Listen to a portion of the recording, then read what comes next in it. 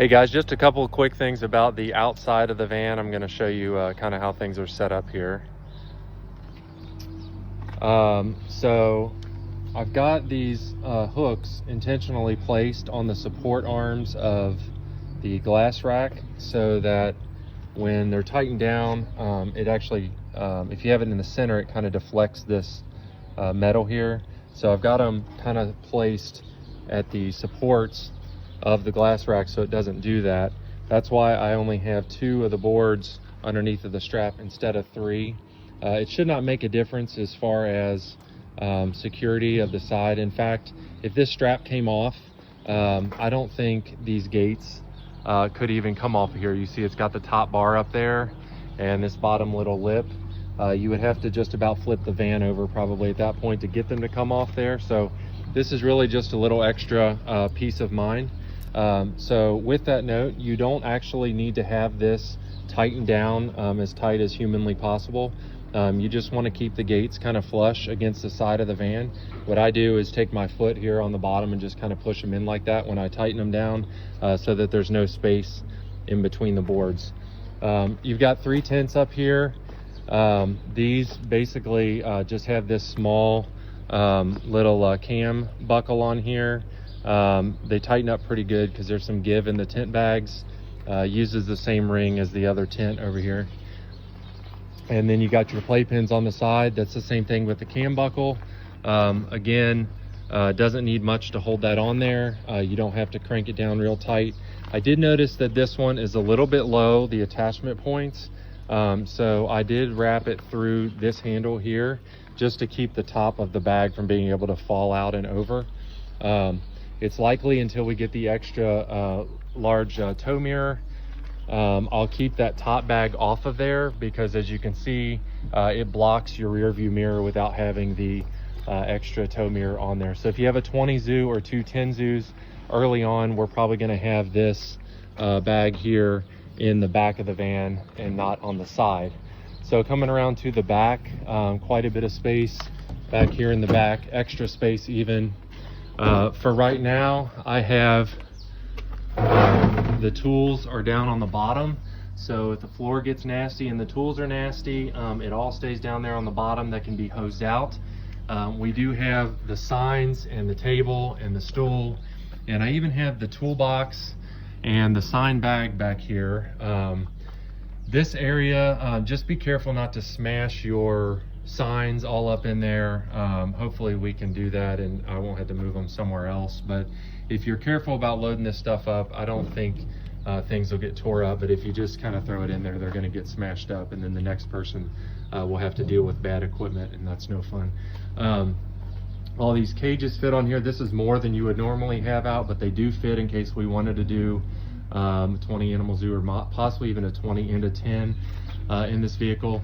You got the saddle up there, and you've got a full bale of straw and a full bale of hay. Now, I'm tall, so I can see up there and reach pretty easily. But if you're a little shorter, you actually don't need to pull the straw and the hay or the saddle from here. You can go right up inside the van, and I'll show you here real quick.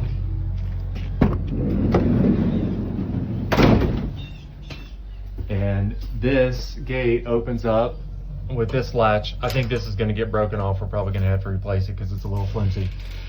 And that's where you can get access to your hay and your saddle. Usually by the time you're getting the hay and the saddle out, the animals are out of here, so you won't have to worry about climbing over them. Inside here, you've got a water tank. It is inside this wheel well. This is the gauge to see how full your tank is. Right now, it's almost full. You can see right here that water level there. There's a fill on the outside you hook a hose up to. This does have 35 gallons of water available, which is almost 4 times as much as we normally have sent in the van. So my hope is we don't have to refill it every time. That you just come in here and look at the gauge, and if you got half a tank and you're just going out for a day trip, you know you probably got enough water. But it is important that you do check it and make sure it's not way down here, and then you'll want to put some water in on the outside. The gate here is removable. You just lift it up and you can move it to make different size compartments. in the back. I do have these on here right now because without them on there, it looks like there might be a hanging hazard. If an animal were to get a collar on there, it could get hung on it. So I have these on there as a guard. I'm going to come up with something maybe a little better to keep on here so that we don't have to be concerned with that. Just to come out and show you, this is where the water fill up is. So you just take a hose, you connect it to that, twist it on there, and turn your hose on. Now if you overflow the tank, I believe it comes out an overflow underneath the van down here. Hopefully it doesn't dump out on the floor, but it might. I haven't filled it yet, but I think they told me they put an overflow on there. So this is a keyed system for your water hose. Not crazy about the key system, but for right now, this is what we're gonna do. I think I can just put a lever on here and we'll get that taken care of, but for right now, we'll just leave the key on here, and I zip tied it so it doesn't fall out while you're driving. Pull your hose out, and it's a pretty long hose. Actually, if you need more, you can pull it out about 20 feet, but there's a little button right in here. That's your pump, that's on, and now you can use nice little bit of pressure there if you need to hose some manure off of somebody's legs or something like that.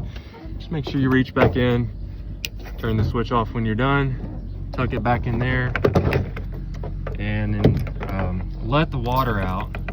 So we're not pushing water down in the wheel well, just a little squeeze to get the pressure off the line. Close it up there and you're good to go. So I'm sure I'll think of some other stuff. This video's already longer than I intended it to be, but when I do, I'll make more videos. Let me know if you have any questions.